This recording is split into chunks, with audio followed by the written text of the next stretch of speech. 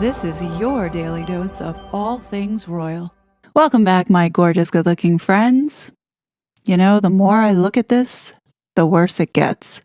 This video is going to be a doozy. Grab yourself a cozy beverage, get comfortable, because I'm going to need your attention here.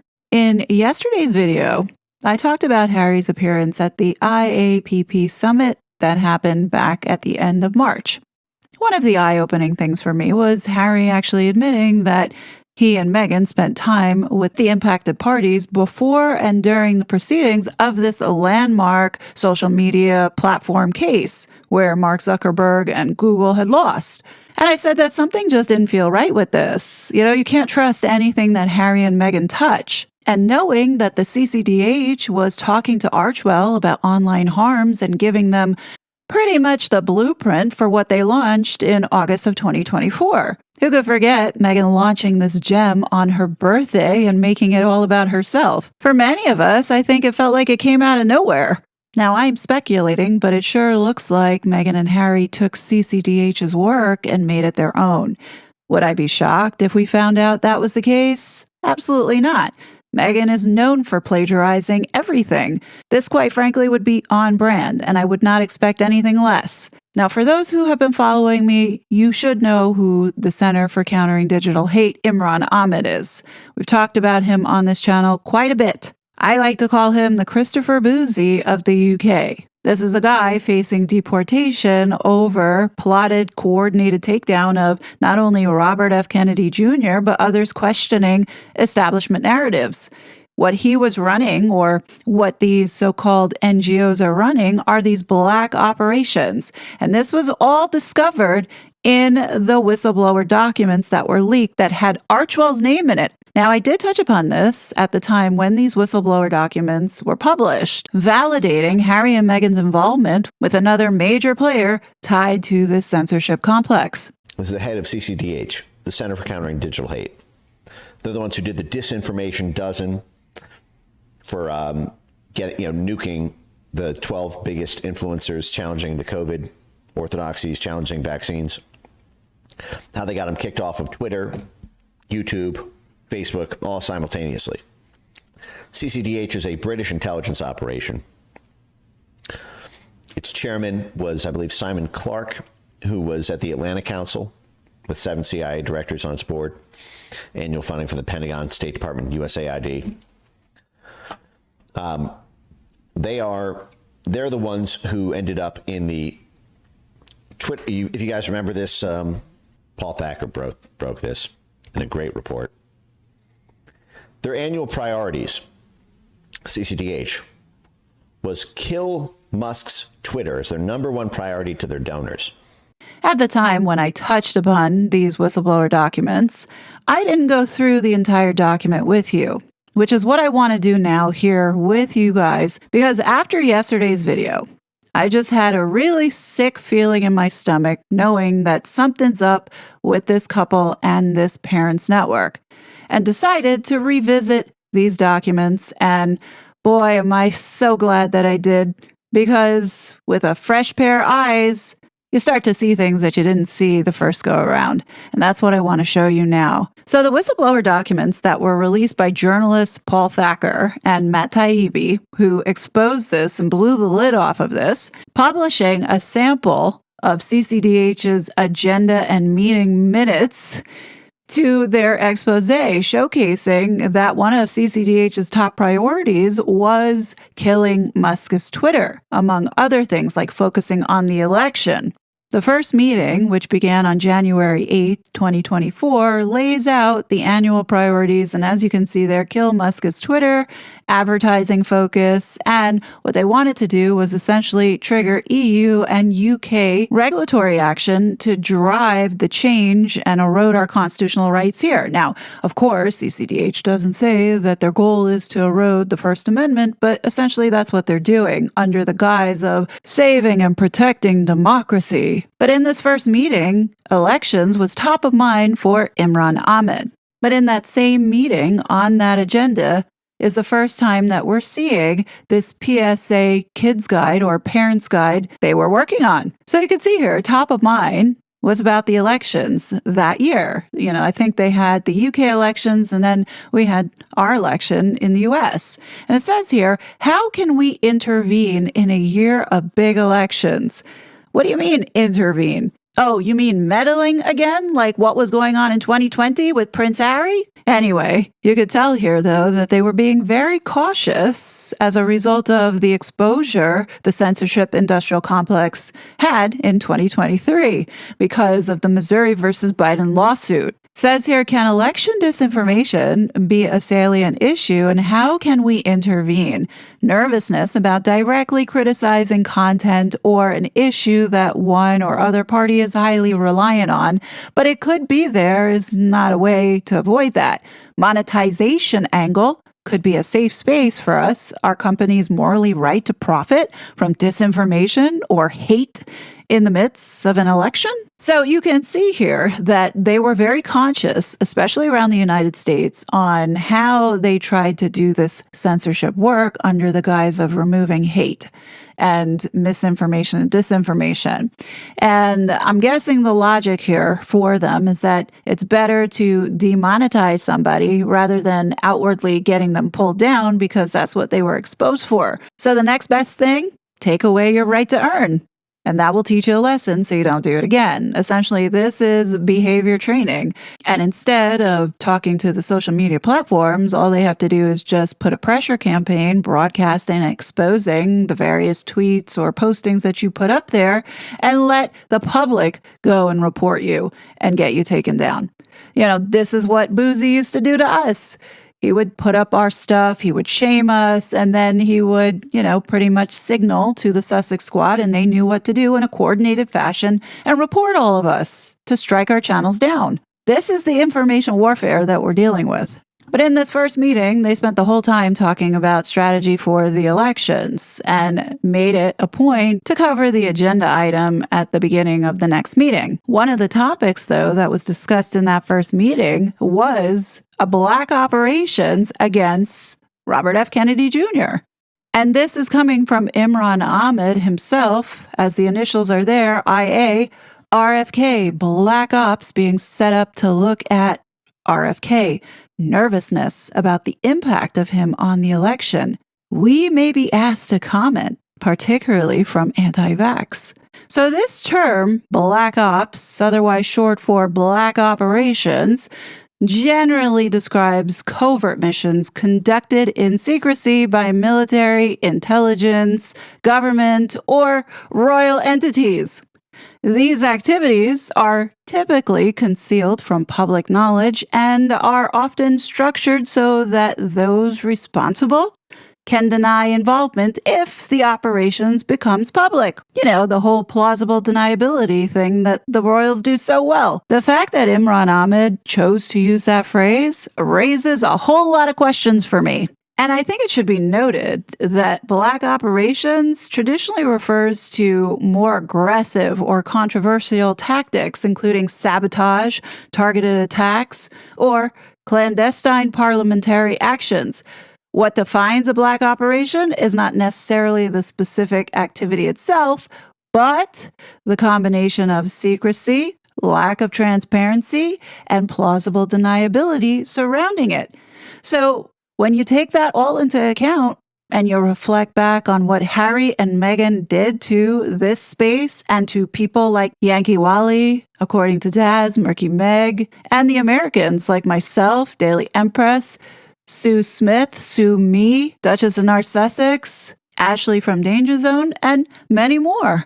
But anyway, back to this document. That was the top focus for the first meeting.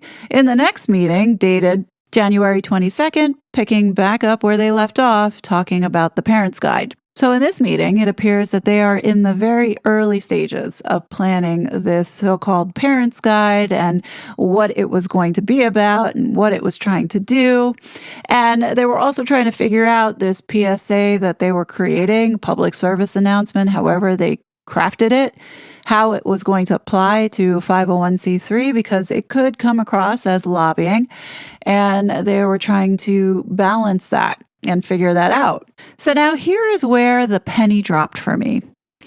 It goes on to say, with Imran Ahmed's notes, it says, yes, there are many experts, but whether or not we have the right to speak on this, assume the answer is yes. There is a demand. Happy to consult experts, but needs to know when we can deliver. The audience is parents. Says it is a whole website? Sarah Egan then writes, 14th for delivery. PSA, it needs to be something new, not just a CCDH product. Audience. Swing voting parents. Moms.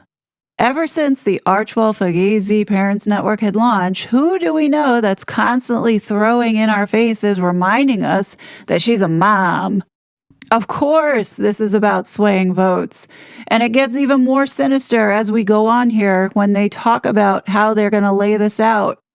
Of course, this is about swaying votes. And it gets even more sinister as we go on here when they talk about how they're going to lay this out.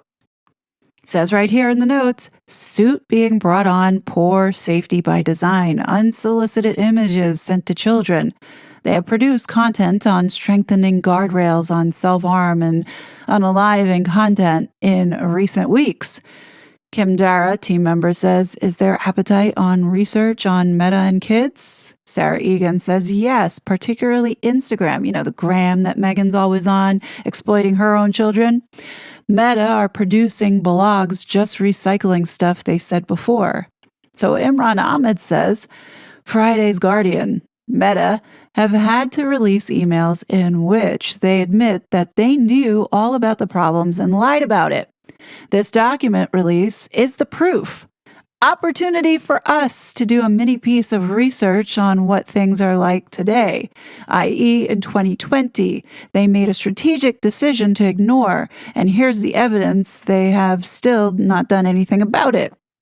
Callum Hood, who's the head research guy, his notes say, Insta seems to be a bit better on self-harm than other platforms. However, have now TikTokified Insta with Reels, so not as good probably.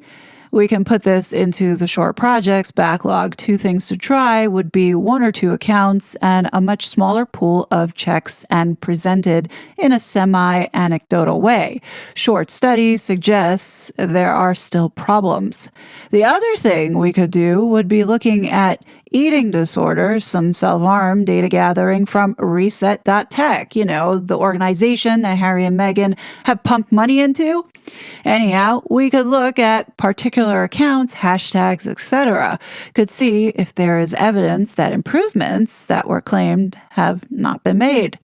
So Imran Ahmed's note here says there will be sustained pressure on Meta in the next year or 2 on kids' arms. Weaknesses in their flank can help us drive the accountability agenda. Simple story. And we know they knew about it for years and it did not take account. Simple accountability point. How can they not be liable? How is there no legislation that can be used to hold them accountable? So now Sarah Egan brings up the OSA and says, since this falls under OSA, Online Safety Act, this will help us inch towards our goal of regulatory action here in the United States. You see what they're trying to do here? So now we get to the February 5th meeting, and we start to see how this project is morphing. They're still very consistent with their annual goals to kill Musk's Twitter and to force regulatory action here in the United States, with the pressure coming from EU and the UK, that word trigger. So now in this meeting, they're talking about specifics, talking about psychiatrists, medical professionals, who they're going to include in this propaganda that they're putting together. And Imran Ahmed says, not looking for lots of references to journal articles, etc., is not easy reference content. We are looking for. It's for normal parents. Also, be aware American pediatric institutions are not always great on social media. In other words, they're looking for influencers, and who best to come and save the day? Ooh, Mr. Trouble never hangs around when he hears this mighty sound. Here I come to save the day. That means that Mighty Mouse is on the way. Yes, sir, when there is a wrong to right, Mighty Mouse will join the fight. none other than super influencer and mom, Meghan Markle. So they go back and forth with their notes about the type of documents and references that they were going to include in all of this. And Imran Ahmed stresses that he needs it behind an email sign-up. Now, here's an important point that you should know. Everything on the CCDH's website, you can get resources and pull their documents down without having to put in an email or sign up for anything. But for this particular project with the parents, you have to give your email and, I guess, sign up for it in order to be put on their list. And the thought behind it was so they could send communications. But, in hindsight, looking at, them trying to swing voters, what do you think they're compiling all that data for? It's a target list, exactly what Archewell Fugazi Parents Network has done. You can't get resources or read about what they do or what they offer in this Parents Network unless you sign up and pretty much give your whole life story to them. No, thank you. So Tom's little note here is a bit eye-opening. It says PSA, public service announcement, I'm guessing. Tom coordinating a meeting with scriptwriter. What? Why do you need a scriptwriter? They have a concept and idea and have gone over other suggestions. We can now start refining ideas, and they think they can get a product for us early March, which fits our timelines. So hold that thought for a second, because they go on to say, so it says here, developing stories. Laura Kunsberg, Brianna Gray. Her mother called for a ban on social media for all under 16s. Substantial in terms of a voice, but complex because the context is the dark web. We've had no incoming, but could be significant for us. Tom then says, Brianna had been struggling with eating disorder and self-harm content online. Scarlett was consuming content about torture and murder, but not clear where. So, in other words, they don't have any sort of evidence or, real concrete cases to say, well, Facebook or Google, this is what you've pushed out here. And then it continues on. It says, not sure if there's anything more to come out, but worth keeping an eye on. Sarah then says, we don't buy into the idea of age restrictions and banning across the board, but rather informing parents and making choices together with your child. So how is this morphing into age verification across the country? Riddle me this. So what this is telling me is that they were having trouble coming up with some concrete, solid evidence to use for this PSA as the reason why they've got this script writer and, involving Archewell, who, by the way, has an influencer who's a mom, who also likes to lie and manipulate and make stories up. By the time March 5th rolls around, Archewell is very interested in what's going on here. So now, as it says here, website will need to be redesigned. Accessibility. Tom and Anna to think about this. Website versus PDF. Archewell are interested in seeing once complete. Susie will share notes on this as relevant. Sarah will follow up. So could this website that they built be the Archewell Fugazi Philanthropies Parents Network new website that they had put up that went live on August 4th, 2024? Something tells me, yeah. So then on March 18th, they discuss Archewell and the Parents' Guide to be sent to James Holt under the headline Follow-Ups for LA Contacts. And when you look at the LA Contacts, you see CAA, UTA. I mean, it's Hollywood. So now what I'm thinking is that a lot of those parents came from central casting. And the storytelling and the scriptwriter, as well as Harry and Meghan hanging out with the parties before and during the trial that was going on. A trial where Mark Zuckerberg is in support of doing away with anonymity by making the operating system providers do the age verification because he doesn't want to be liable for it, as well as has every financial incentive to do it because it will remove the bots. Like, these people make me so sick. If this whole thing has been a ploy to just get to that, to remove our anonymity, to restrict our speech, and to lay the groundwork for the digital ID, then say no to Facebook. Get off of the app. For all we know, Meta could be funding the CCDH to be doing this in the first place. Red flags should be going off for everyone at this point. When you think about this military-grade censorship operation or black ops that Harry and Meghan were running on the public at the time when all of this censorship was going on, you realize how diabolical these people are. So NGOs in there to censor Americans, bypass our First Amendment. And I pointed out that Harry keeps talking about, oh, these children, these young people, you know, all these that committed suicide or this or that, all because of social media. And as I pointed out, many others, that, you know, what Harry keeps omitting in the story is that we had COVID lockdowns.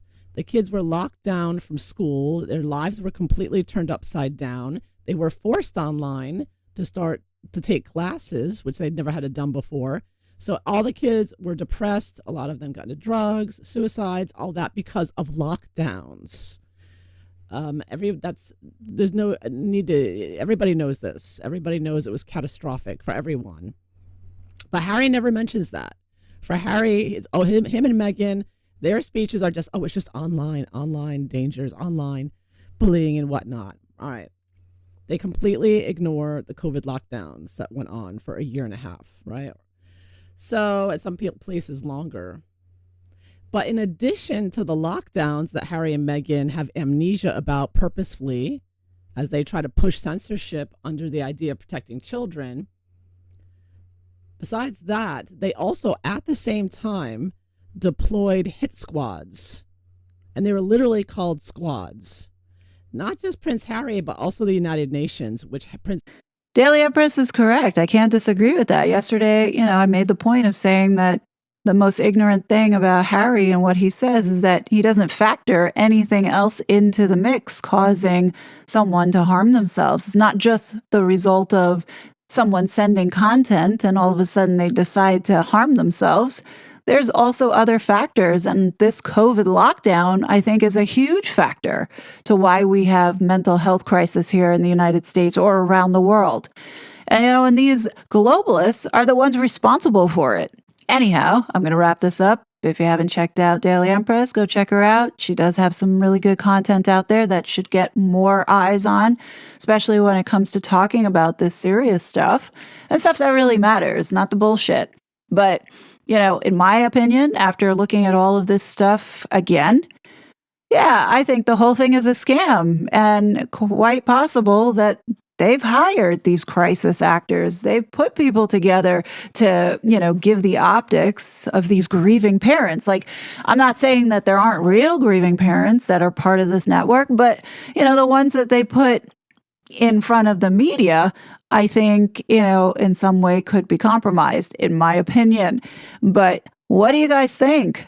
Definitely let me know your thoughts below. As always, I will be back with more content. But until then, please be safe, and I'll talk to you later. Bye. It was such a fraud.